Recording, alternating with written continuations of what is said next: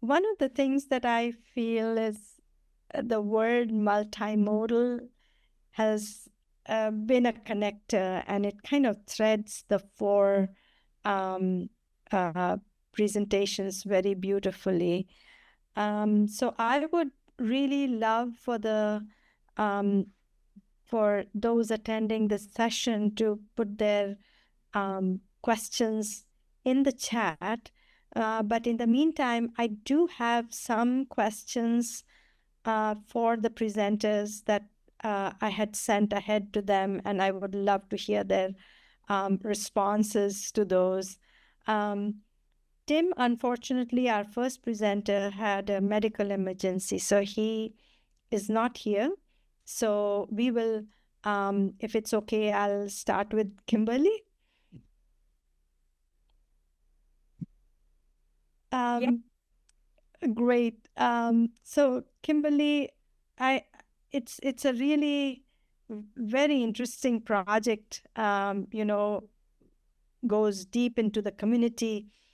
One of the things that I'd like you to talk about is, can you speak to the experiences of the participants from the Senior Center? What were their responses? What kind of short-term and long-term impact did this project have for them? Yeah. It's a very, it was interesting to hear, how beautifully crafted the process was, but maybe trying to shed a little bit of light on the other side of the whole equation. Yeah. Well, first, thank you. The experience was, I think it was unexpected for a lot of the older adult participants. I've never taught it before, so I had nothing to be able to share in terms of what it would be. It was very abstract to them. It was initially I had to recruit 16 older, adult partners, and all of them were strangers. And so it did take a little bit of time. And it wasn't as easy as just having those 16 people. I didn't realize that that I was going to have to be texting and calling people. So I had everybody that was interested fill out a response, and then I had to reach out to them individually. And they had their phone number on the sheet of paper. But many of them weren't returning my phone calls, like my voicemails that I had left. And it was over a several week period, and I was getting concerned because my class was starting. I'm like, I can't find my partners. What am I supposed to do? They said they were interested. And I found out maybe a few weeks before I had started doing the recruiting that a lot of them had taken the class. And it was about avoiding like spam phone calls. And so all of them had, the ones I was trying to reach had like something on their phone where they were only able to be reached if I texted them first. And so once I learned that, then I texted these people and they got back to me. But it was interesting because, yeah, when I was recruiting them, they would, oh, I don't know if you want me. I'm really not that interesting of a person. I don't have a unique story to be able to share. And I got that from a lot of the participants. But in the end, I mean, these were people that were highly engaged and active, and it was kind of a diverse range. Some had some health issues that they were currently dealing with, but I think it was a very unexpected, response from them. They ended up really enjoying the collaboration. They didn't, I don't think, from both sides, realize that they were going to have maybe some more permanent friendships come from that. I think they were really excited about receiving a book at the end. Some of them had tears in their eyes. Some of them had tears in their eyes actually at the exhibit, and they would bring their grandkids, some of them great grandkids in. And so it was kind of a celebration, which was really kind of a unique thing to kind of experience with them. But the senior center had such a positive response from them that they did invite me to be part of their advisory board. So they were like, oh, we want you to be part of this. This was a really fantastic experience, and we're doing it again this fall. And I'm really excited because I've learned a lot through the process. It was And we're going to be doing an IRB study with them. So we're going to actually I didn't collect data from the older adult participant, mainly because I've never taught it before. I had no idea like what the outcome was going to be. And I was afraid to collect any, actual like paper from them beyond just, just their interest, because I didn't want this to be like a formal study. I was worried about that coming across that way. I wanted to first really just kind of have a relationship with them, with the center as well. But we are going to have a formalized IRB where I'll do a pre and post survey with also the older adult partners. But yeah, like just to kind of summarize, I think really it was not just the biases and stereotypes that had shifted from my student side to the older adult partner, but I believe I really saw a connection where some of the older adults may have had negative stereotypes for the college age students as well. And I think that shifted pretty dramatically from both sides. Thank you, Kimberly. I think that's, it doesn't seem like you had done this the first time, because it shows, a great deal of mindfulness in the way you approach it. But just some food for thought. How would something like this function in other cultures where the relationships, cross-generational relationships are, very different, right? So the societal constructions are kind of very, very different. Yeah. It's something to kind of keep in mind as you, especially as you expand the minds and the considerations amongst your students. Yeah. That the idea of different worlds and, what happens, especially things like Netherlands and Germany, where they are really, trying to create spaces that are cross-generational and, looking at some of those projects across the globe might be a very interesting way of feeding into your next iteration of this thing. Yes, definitely. Thank you so much. We'll move on to Samantha. Samantha, thank you so much for that third place space. It's very interesting the way you not just constructed, but then it appears in the three-part name. And so it kind of, but one of the things that I kind of, in your whole presentation, as I watched it, I kind of got stuck with this one sentence that you spoke, and I felt it had very important ramifications to the broader concept that you were talking about.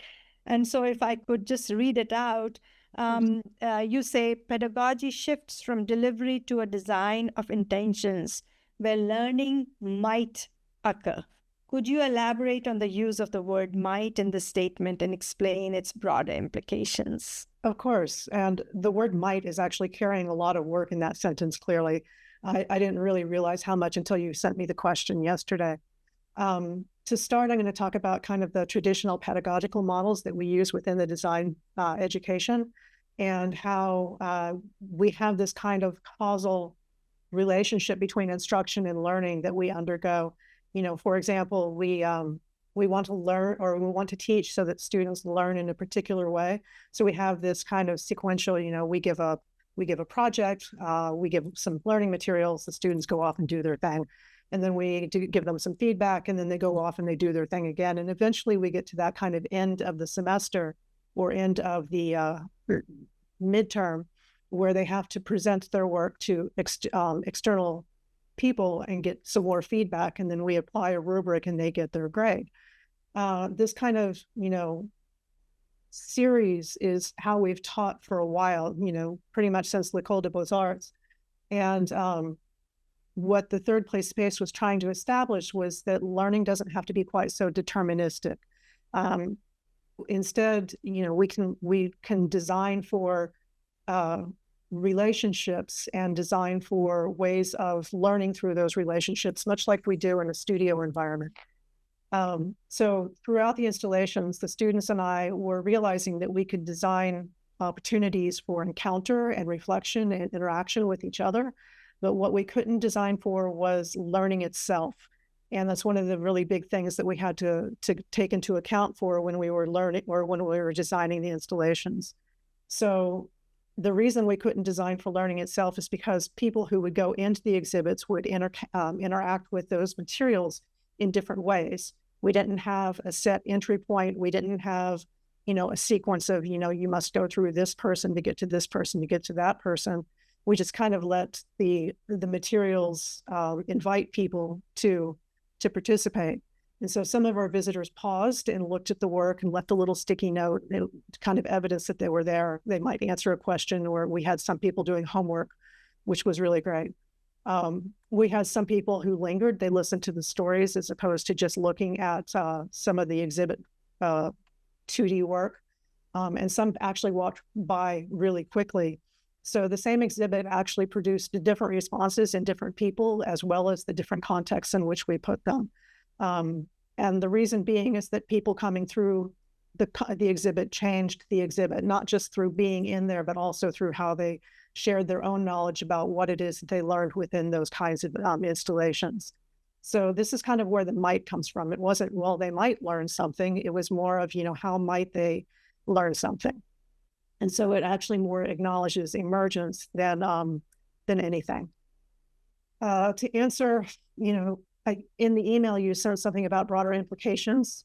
And the broader implications here are that learning is something that we deliver as much as something, or less something that we deliver as much as support. So we're supporting the learners more than we are giving them that prompt and expecting that kind of expected work at the end of the semester, what we hope that they're going to produce.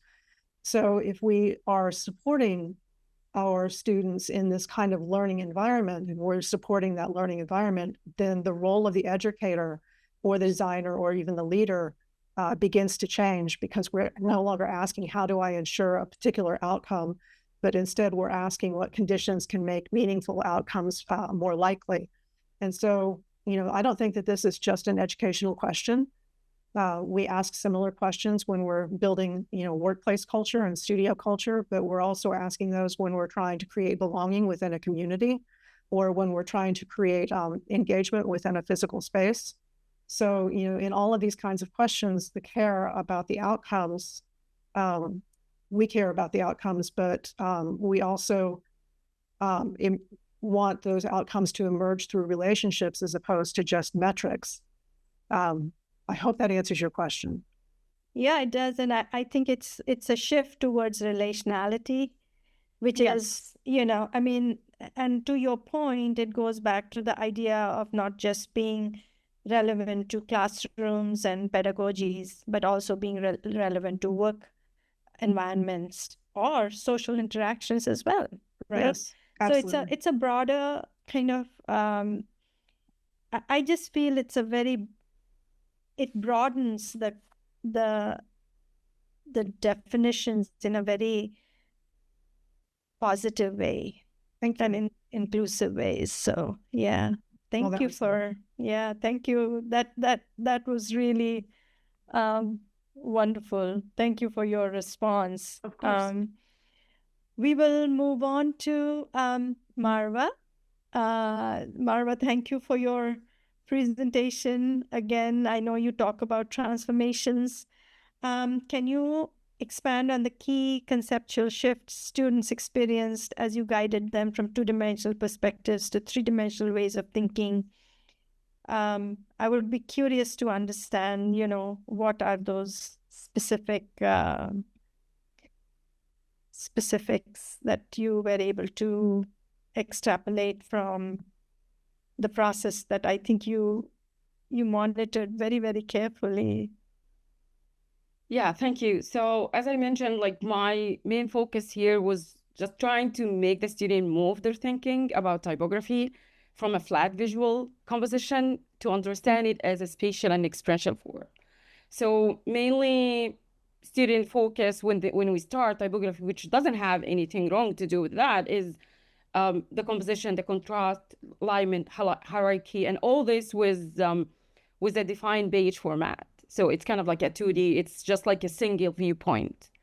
I want them to start shifting and thinking about it, how they can occupy this time in a 3D space, like how it's going to look like.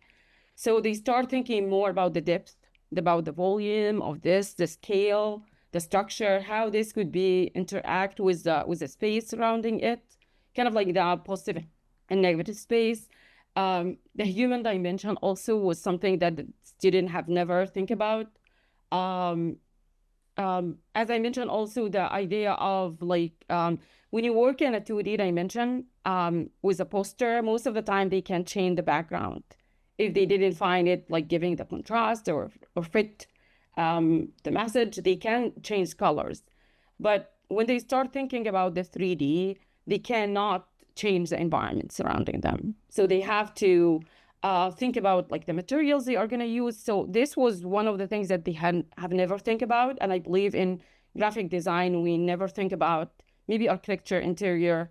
We most of the time think about the materials, the stability, the fraction, how this could, the positive and the negative space surrounding us.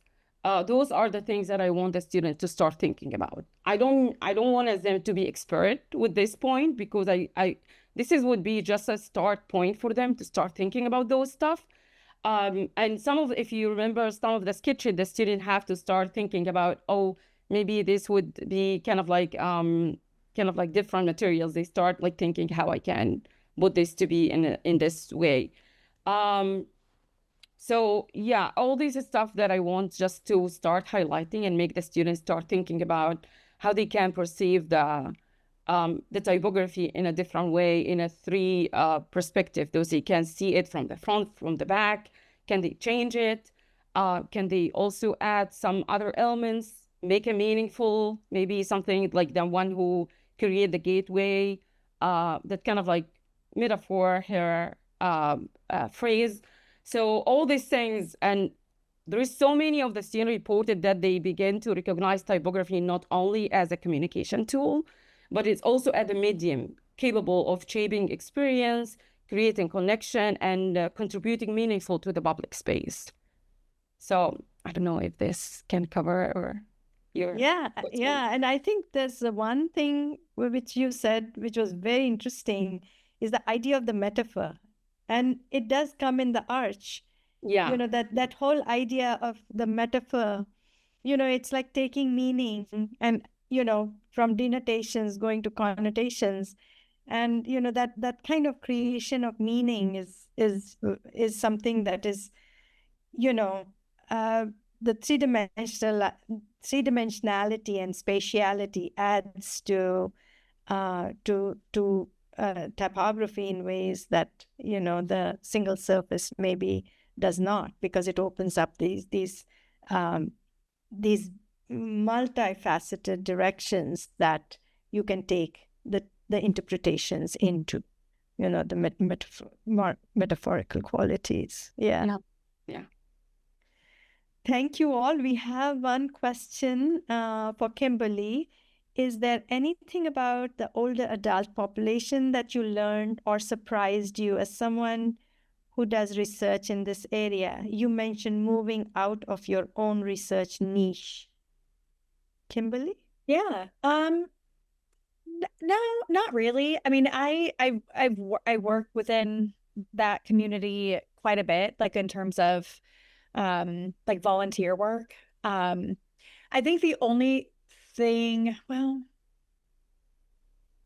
yeah, I mean, I guess the one thing that surprised me with just this is I had a significant more males that volunteered for this than females.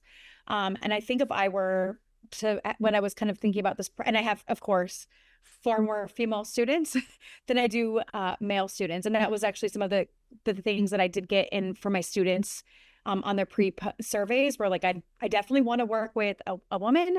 I'm worried about an old man and like what he may say or be inappropriate.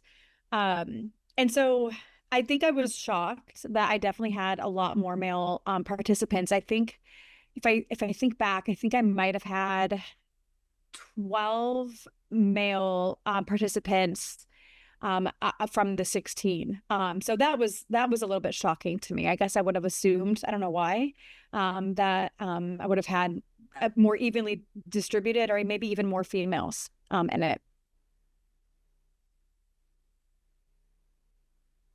Thank you.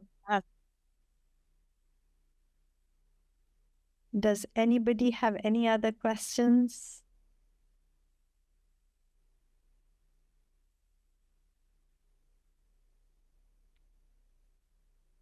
Marwa, you have a question from Muhammad. Did you ask students to consider Gestalt principles when moving from 2D to 3D composition? I'm curious how those principles shift when visual relationships become spatial and physical. We talk about them a lot, but yeah, even when I teach photography, I talk to them about Gestalt here because it's all there. But I was mainly here trying kind of like to focus them on the scale, how they can play with the scale, how they can change it to 3D dimension, and the material and other stuff. So like the student was shocked when I asked them to start creating it like 3D dimension. That was like their first response. What do we need to do? So kind of like talking with them about those stuff was kind of like making it easier. I want to take it simple with them. So at some points, maybe later I can give them more projects and stuff like that to end with creating the branded environment. So Joelle has a general question for all three of you. And she asks, can you elaborate on the concept of design as a catalyst for more inclusive and collaborative knowledge creation and the significance of this for generative historical futures?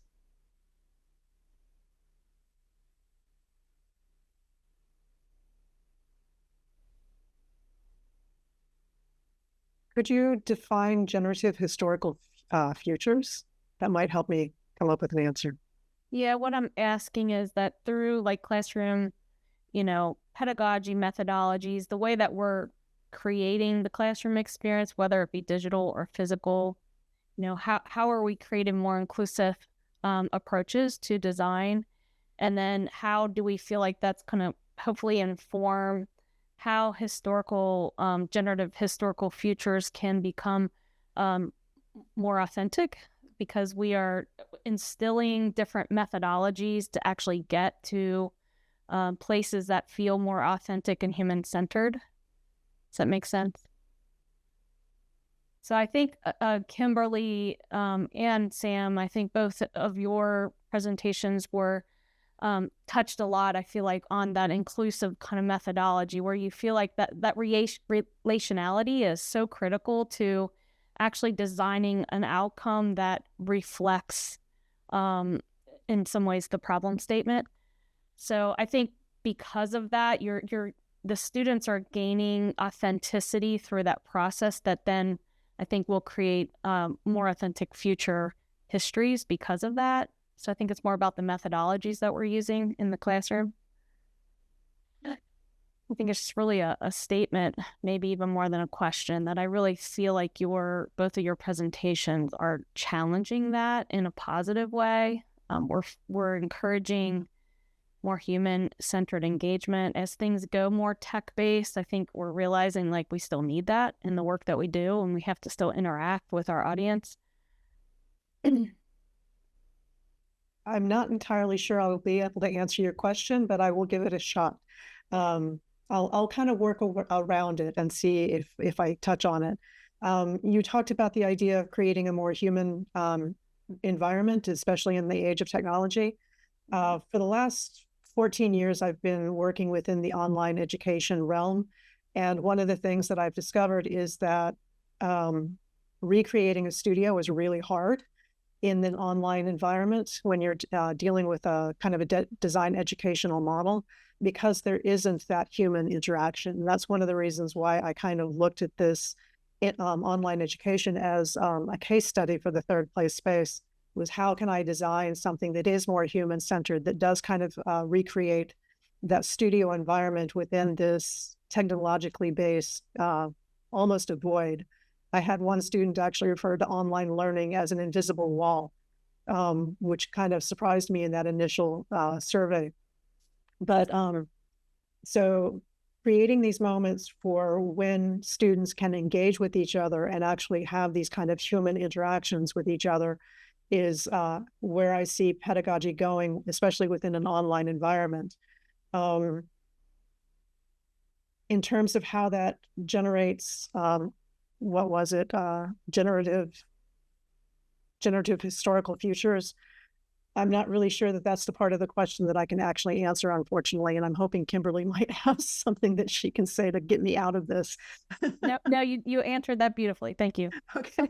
Yeah, you did, Sam. I mean, I was listening to your presentation and just seeing, Sam, how much the stories that connect us really fits into your methodology. Like, I mean, it was just almost like you were speaking on behalf of my project. But like, I mean, I think that framework is what it is. I mean, including the human, including the people. I mean, we have feelings, and I think when we lose sense of that connection of what a human truly needs and wants, you know, and letting the technology completely dictate those decisions, I mean, that's not going to be okay in the future.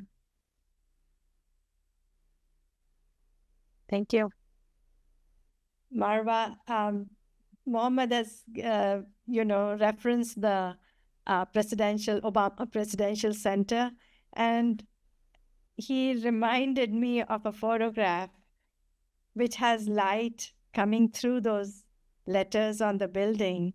And I think it's a very opportune, thanks, Mohammed, for making this connection. But I think, yeah, looking at some of that would be very, very exciting. It couldn't come at a better time, I think. Yeah, one of the things that when I mentioned at the beginning was I did a survey between professionals, educators. One of the things that I recognize between 2D and 3D that light is overlooked in the graphic design, especially the relation between light and color. This one was really overlooked between, like, in the graphic design. Well, it's really important now to kind of like focus on it. So yeah, we can play with light and all this stuff with the physical kind of like the structure itself. So yeah. Yeah, the gamut is incredible in today's presentations and the discussions. So thank you to the three presenters today, and bringing us to where to new understandings and to new revelations. And I think we should be spot on in terms of transitioning to our next session. But thank you again for the three very brilliant presentations. I really I feel honored to be moderating this session. Thank you all.